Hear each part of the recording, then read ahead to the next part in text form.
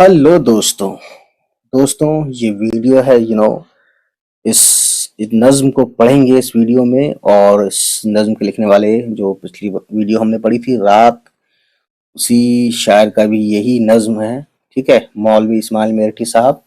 تو اس نظم کا عنوان یا مضمون ہے ہوا، یعنی ہوا ایک عربک ورڈ ہے نا، تو ہوا جو چلتی ہے وہی ہوا، یہ عربک میں بھی ہوا ہی کہا جاتا ہے اس کو بھی، کیونکہ خود ورڈ عربک ہے۔ چلیے پھر شروع کرتے ہیں۔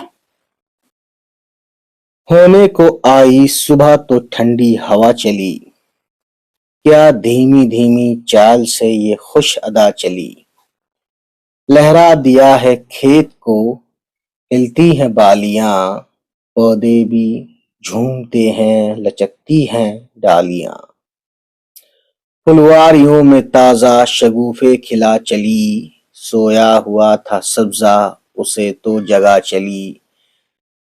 پھلواریاں یعنی باغیچے وغیرہ، شگوفے یعنی کلی، وہ کلی جو ابھی کھلی نہیں ہے، غنچہ، کلی، کوپل ہے نا، پھول ابھی جو کھلا نہیں رہتا اس کو ہم شگوفہ بولتے ہیں۔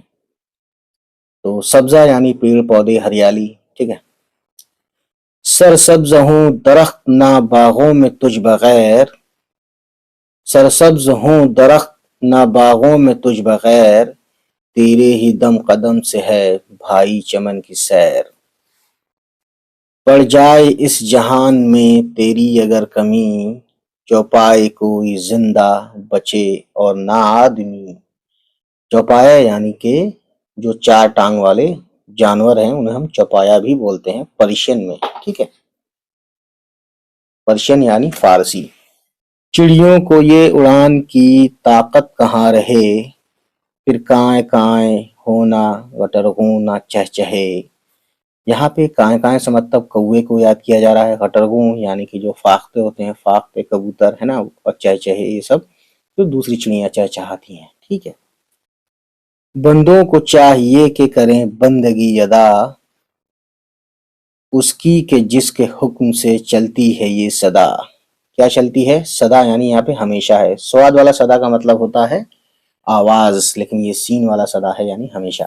تو دوستوں ہوا جو چلتی ہے یہ خدا کے حکم سے چلتی ہے، یہاں نظم یہی کہنا چاہتے ہیں، تو ہمیں اس کی بات ماننی چاہیے اور اچھے راستوں پہ چلنا چاہیے۔ بہرحال آج کی نظم یہی ختم ہوتی ہے، نیکسٹ ٹائم نیکسٹ ویڈیو کے ساتھ ملاقات ہوگی۔